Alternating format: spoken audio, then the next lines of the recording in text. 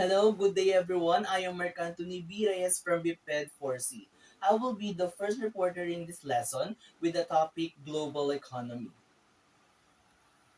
As a consumer here in our country, we are all aware with the products that they are selling, such as Dato Puti, Marikina shoes, Philippine dried fish, and other products that are usually available not only here in the Philippines but also in the countries such as America and Canada. And that is what we call accumulation, importation, and exportation of goods and commodities from one country to another country and vice versa, which is best explained as economic globalization. But if we define what is economic globalization, it refers to the increasing interdependence of world economies as a result of growing scale of cross-border trade of commodities and services. Meaning to say, when we say economic globalization, it is a growth in pagpapalitan ng mga produkto from the other country to another country. Ito yung bilang dami ng produkto na iaangkat natin at iaangkatin ng ibang lugar, ibang bansa sa atin. And that is a flow of intercapital and wide and rapid spread of technologies. Isang factor din ang paglawak o pagdami ng teknolohiya na maaari natin gamitin sa ating pang-araw-araw na buhay, which is siya ay nakatulong upang padali ang mga gawain natin sa araw-araw. Gaya na lamang ng mga washing machine na hindi lang naman ang mga washing machine ang brand na nagagamit na sa Pilipinas is dito lang ginawa. Nag-aangkat din tayo sa ibang lugar like Japan, Korea, China, and other countries. Economic globalization is not only limited in goods, as it also involves capital, labor, migration, and anything that is related to goods and services. Meaning to say, when we say economic globalization, hindi lang ito yung mga pinapalit natin produkto sa ating bansa papunta sa ibang bansa. Maaaring ito ay capital, just like money, kung ano yung total ng growth or ng pera na igagamitin mo to start the business. Also the labor, kasi all over the country, all over the world, hindi mawawalan ng Filipino kahit sa ang panig ng bansa. And they are called the OFW. Ang inaangkat sa kanila is, yung ginagamit sa kanila is yung skills and experience nila in a field of specialization sa kanilang mga skills, which is yun nga yung nagagamit ng mga Pilipino upang kumita sa ibang bansa. However, according to International Monetary Fund, economic globalization is a historical process that was the outcome of human evolution from traditional and primitive technology to present technology advancement. Ayan, may kaibahan yung kung paano ba yung ginagamit natin dati sa ginagamit natin ngayon na kung saan is napakarami ng teknolohiya. At sinasabi nga dito na ang at this present times, yung panahon natin ngayon is nilamon na ng mga teknolohiya na napaka-advanced na maaari mo nang gamitin sa lahat ng iyong bagay, mapapadali na yung mga trabaho. It refers to the increasing integration of economies around the world, mainly through movement of goods, services, and capital across borders. Let us now discuss the interconnected dimensions of economic globalization. So what are those? First, goods and services. So what do we mean by goods and services? When we say goods, these are the tangible objects that satisfy people's wants. Meaning to say, when we say tangible, nahahawakan. Ito yung mga bagay na satisfy sa mga kagustuhan ng tao, sa mga nais nilang matamasa, yung mga uh, gusto nilang meron din sila. So, these are the goods, yung mga nahahawakan natin mga bagay, just like phones, laptops, waves, and etc. How about when we say services? Services are actions, such as haircuts and car repair, which also satisfy people's want. Ayan. The same as goods, nakakasatisfy din siya ng mga kagustuhan nating mga tao. Ang pinagkaiba nga lang, goods, ito yung mga products na ginagamit. But when we say services, ito yung mga skills, actions na i-offer natin sa ating mga kapwa Pilipino or kapwa tao sa ibang bansa.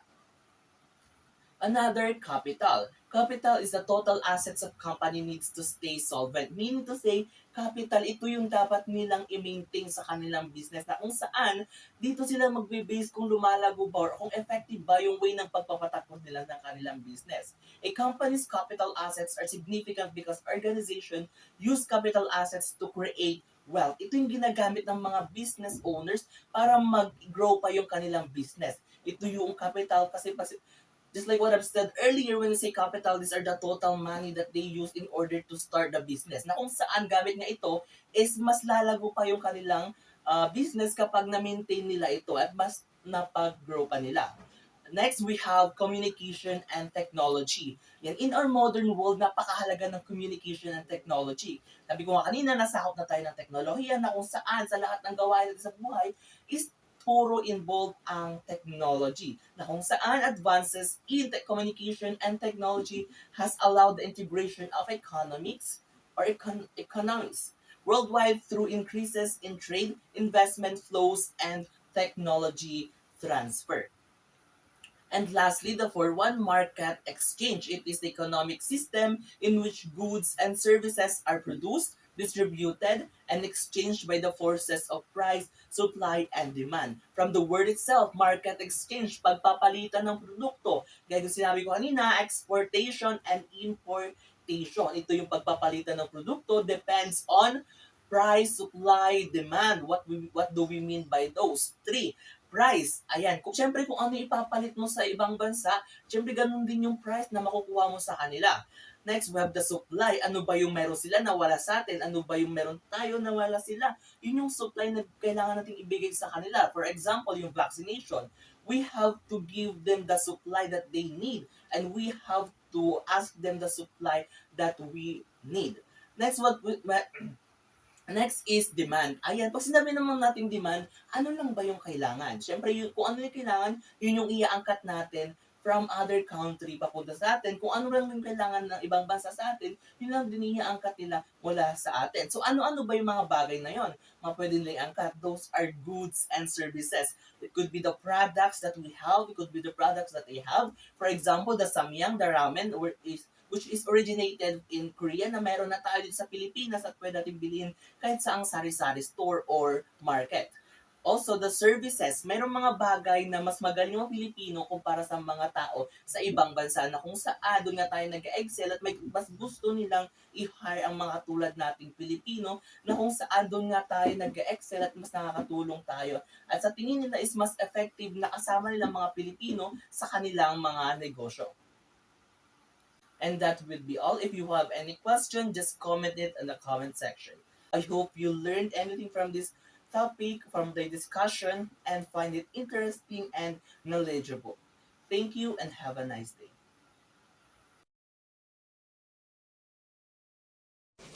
Good day everyone, I am Gabriel Anthony Gijoeto who will be discussing about the economies associated with economic globalization. In this topic, we're going to talk about protectionism. But first, let's define the word protectionism. What is protectionism? So, it refers to government policies that restrict international trade by imposing tariffs, quotas, product standards, and subsidies. Is there a reason for the implementation of strict policies? Yes, there are. So, first we have, its goal is to improve the domestic economy by forcing its citizens either direct or indirect to purchase local products instead of imported products. Second, for safety and quality concerns of both imported and exported products. So there are primary policy tools. So what are the tools? First, we have the tariffs. So what is tariffs? Tariffs are charged to importing countries in the form of either money or goods that will serve as a payment for allowing us international products to be sold in the local market.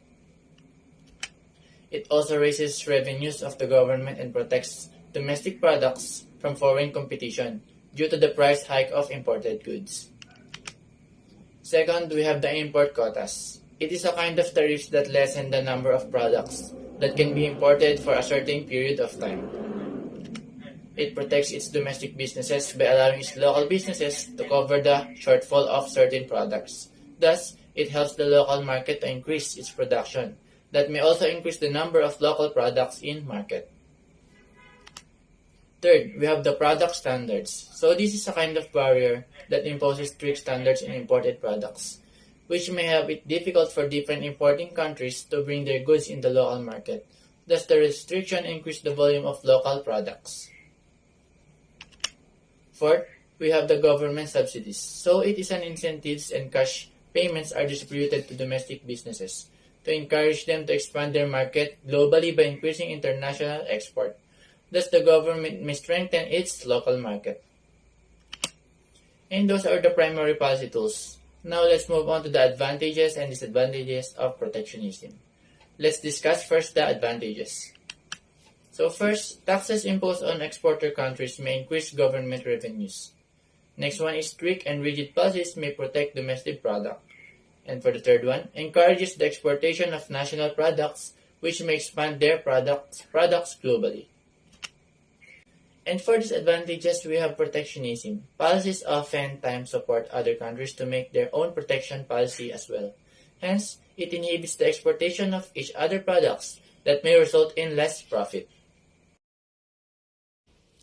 So before I introduce this topic, let us first define what is trade liberalization. So when we say trade liberalization, it is a process of removing or reducing the barriers or restrictions in the exchange of goods between and among the nations. So ang ibig sabihin lamang nito sa Tagalog, ang trade liberalization ay ang pagtanggal o ang pagbabawas ng paghihigpit o paghadlang pagdating sa usaping libreng pagpapalitan ng kalakal. So halimbawa ng mga hadlang or barriers na tinutukoy dito ay ang mga taripa at ang mga import quotas. So pag sinabi naman nating taripa, ito yung tax na ipinapataw sa mga inaangkat na kalakal. Then yung import quotas naman is another trade restriction na nagsiset ng limit or bilang ng mga kalakal na pwede lang i-import, and at the same time, meron din siyang time limit. So sa pamamagitan nga nito, kadalasan ay tinitignan nito ng mga ekonomista as an advantage. So by means of the trade liberalization, mas magiging hakbang ito upang maisulong ang libreng kalakal. So bukod pa nga dito ay malilesen ang consumer cost na tinatawag at mas mapapaunlad ang ekonomiya ng isang bansa. Now, let's move on to the advantage of trade liberalization. Number one, as it promotes free trade between and among countries, the cost of importing nations in bringing their goods to other country is more likely to lessen. So, sa ganitong paraan nga, maaari itong magresulta ng pagbaba ng presyo pagdating na sa mga mamimili. Dahil nga mas mababang fee lamang ang dapat bayaran ng mga mangangalakal, bababa na rin ang consumer prices. Number 2, it promotes efficient use and allocation of world resources and increased capital flow. So dito naman, the more strong capital flows in a certain country, it can lead to more jobs and a better standard of living. Number 3, trade liberalization allows developing countries access to heavily protected of developed world. So by means of this process, mas makakatulong ito para ma-promote ang development ng isang bansa. Number 4, it encourages specialization among countries. So sa papaanong paraan, it is by means of maximizing the capabilities to manufacture goods and provide services. At sa ganitong paraan, ayon sa pag-aaral, mas dadami ang kita. And last but not the least, number 5, it can lead to a higher efficiency of producers and can attack foreign investments. So once nga na ang isang country ay may trade liberalization, mas magiging attractive ito for inward investment. Dahil nga mas magiging madali or smooth yung flow ng transaction, mas maeengganyo ang mga investor sa ating bansa. So that is all about the trade liberalization and the advantage of having it in a certain country. Thank you, Ms. Juan Hawanani. I am Jonald Pablo. And now, let's talk about disadvantage of trade liberalization. But first, what is liberalization? Liberalization is lessening of government restriction and regulations on important elements of economy regarding productions, distribution, export, and import in exchange for greater participation by private entities. Letter A, it can affect local businesses and their domestic product. Yes, syempre may mga times na nag-i-import rin tayo or kumukuha tayo ng supply in other foreign country. Hindi lang naman tayo nag-export and it's the reason why can affect the local businesses. Kasi yung iba sa government is mas tinatangkilik pa nila yung supply ng ibang bansa rather than sa sariling atin. And I think ito rin ang dahilan kung bakit napipilitan silang ibaba ang presyo nito, mabili lang sa merkado kahit konti ang tubo nila. Letter B, the possible risk may be the experience if the products or raw materials coming from other countries have a lower environmental standard. Yes, if the product is raw or hilaw coming from the other country, yung lifespan nito is sandali lang, lalo na pag galing China. Joke. Siguro as a buyer or consumer, maging aware at maging mapanuri na lang tayo kung anong product ba ang bibilhin natin. Letter C, developing nations may be threatened to back out in the global market as they are forced to compete in the same market with other nations possessing stronger economies. Dito naman is kapag bumaba yung tariffs or yung taxes na tinatawag, ang mga bansa ay talagang magpupush sila na mag-export and import at parang compete yung magiging dating. So, syempre, yung mga countries na hindi kayang makipagsabayan, magiging mabagal yung economic development nila.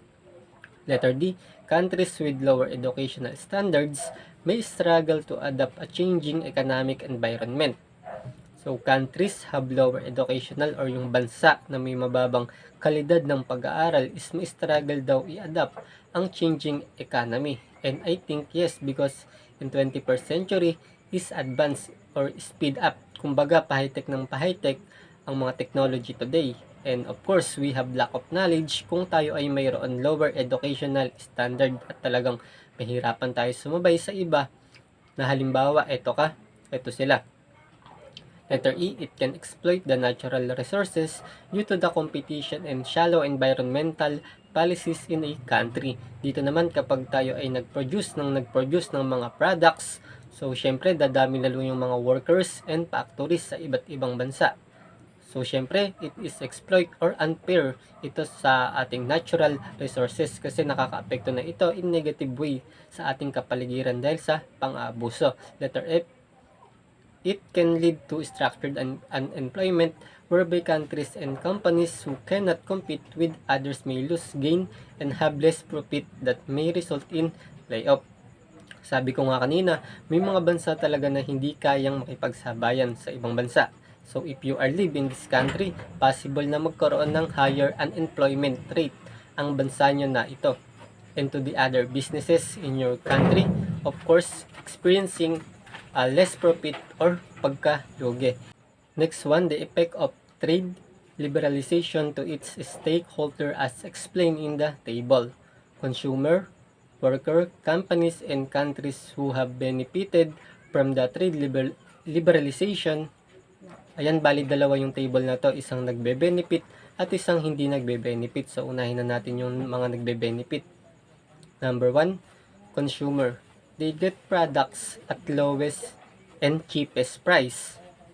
If the business, company, or entrepreneur ay may mababang tariffs na binabayaran or taxes, of course, mabibili natin ang product na in-import or in-export sa mababang halaga. Number 2, worker. Low wage worker earn more. Low wage, it means mababang pasahod pero mas higit silang kumikita dahil maraming patrabaho ang ibinibigay. Number 3, countries, they are able to gain out of the trade for the cheaper price and sell it to a higher price. Meaning to say, nakukuha ng ating bansa ng mas mura by exporting products in a foreign country at naibebenta nila ito ng higher price as a result of higher economic development. Number 4, corporation who earn more profit either due to increase in sale and low labor cost of manufacturing its good. Ayan, dito naman is we will see na si corporation lang ang talaga yung may pinakamalaking benefit na nakukuha. At sino ba si corporation? So, ito yung mga may-ari ng mga malalaking kumpanya or company. Makikita nga natin na increase yung sale nila pero yung pinapasahod nila is kokonti. I think because the machine. Consumer, worker, companies, and countries who did not benefit from the trade liberalization. Ito naman yung mga hindi nagbe-benefit. Why? Number 1, consumer. They get products that are cheap yet have the least and lowest quality. Nabili nga natin ng cheapest price ang isang product, pero yung kalidad niya naman is lowest. So, talo pa rin tayo dun. Number 2, worker. Low-wage workers work in hazardous environment. Dito naman, mababa na nga yung pasahod sa mga workers ay hazardous pa or delikado pa sa environment na kanilang pinagtatrabahunan. So, kadalasan to sa mga planta nangyayari. Number 3, countries, they did not gain as much as the countries who have bought their raw materials for a cheaper price. Itong mga country na to is hindi gaanong nagbe-benefit sa raw materials na binili nila, although cheaper price kasi nga raw materials or ito yung mga mababang kalidad. So pagdating sa kanila is hindi pa nila alam kung maibebenta pa nila ito ng mas mataas sa presyo na nabili nila. Number 4, corporation who lose out to foreign competition. Dito naman is talagang nagko-compete ang mga corporation na yan dahil mataas ang kita nila sa pag-export at pag-import ng isang product. Hi, good day. I'm John Brian L. Padilla from BPED 4C. And now we will discuss the main actors of economic globalization and the world system theory. So the actors of economic globalization are the multinational companies, consumer, laborers, state, and regulatory institutions. So now is the world system theory. For Wallerstein, a world system is a social system that has boundaries, structures, member groups, rules of legitimation, and coherence. Its life is made up of the conflicting forces which hold it together by tension and tear it apart as each group seeks internally to remold it to its advantage. So, Emmanuel Maurice Wallerstein was an American sociologist and economic historian.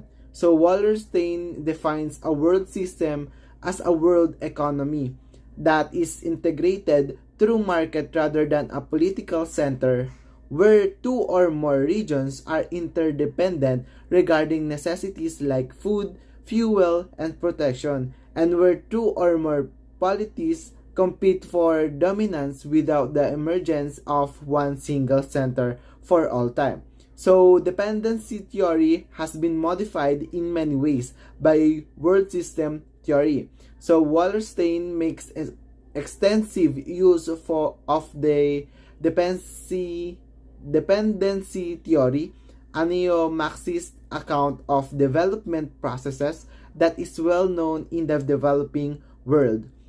So, dependency theory has been particularly successful in peripheral areas like Latin America because it focuses on understanding the periphery by examining core-periphery linkage. So, Wallerstein proposes different categories. These are the core, semi-periphery, and periphery.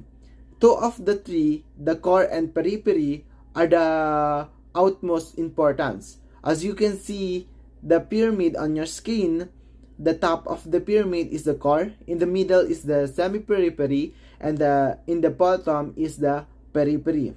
So, the core is a wealthy nations, strong and powerful, technological advance, benefited the most, exporter and producer of goods. Ba't nga ba siya nasa taas ng pyramid? Kasi yung core na yan, yun yung mga countries na wealthy, military strong, and hold significant social power and colonial power. So, included among the many countries that are considered core countries today are the Australia, United Kingdom, Canada, Finland, France, Germany, Japan, and United States. So, while the semi-periphery nasa middle siya. Siya yung served as buffers, retain limited access to international banking and production of high-cost quality manufactured goods, more technological advanced than peripheral but less technological advanced than core countries. So, kaya siya nasa gitna ang semi-peripheral. Ito yung mga countries na have some of the characteristics of core and peripheral countries. Parang siya yung may konting core na may konting peripheral. So, included dito yung mga countries na semi-peripheral, ang mga Brazil, China, India, South Africa, South Korea, and Taiwan. So, yung nasa bottom naman is the peripheral. Ito yung they lack strong central government or were controlled by other states.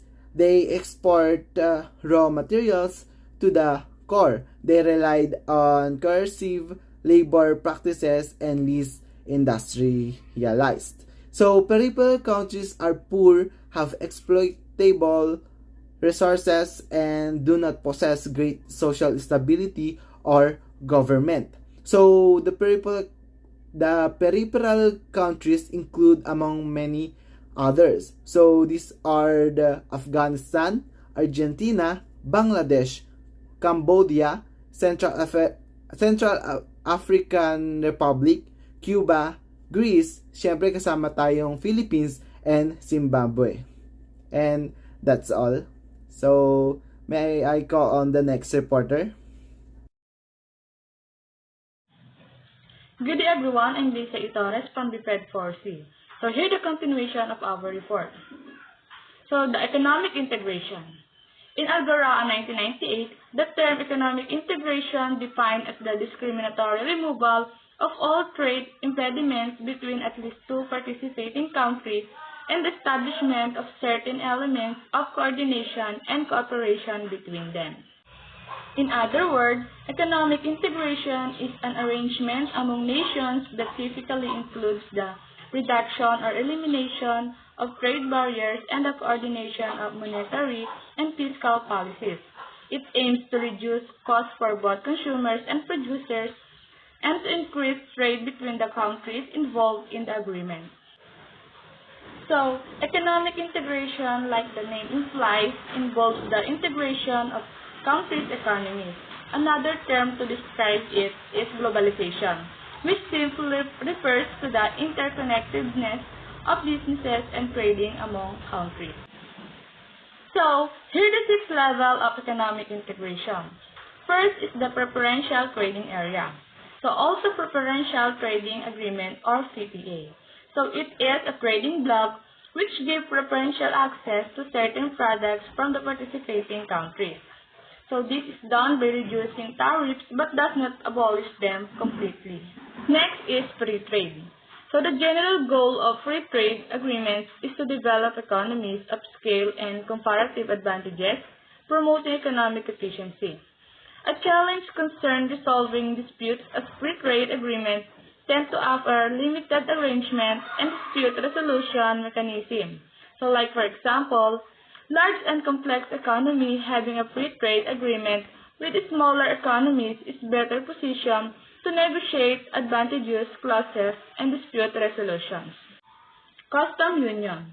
Custom union are particularly useful to level the competitive playing field and address the problem of re-export, where importers can be using preferential tariffs in one country to enter re-export another country with which it has preferential tariffs. Movement of capital and labor remain restricted. Next is common market. So services and capital are free to move within members' countries, expanding scale economies and comparative advantages. However, each national market has its own regulations, such as product standards, wages, and benefits. Next is economic union, also known as single market. So all tariffs are removed for trade between member countries, creating a uniform market.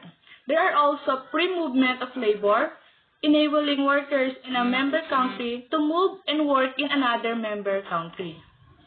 Last is political union. So it represents the potentially most advanced form of integration with a common government and where the sovereignty of member country is significantly reduced.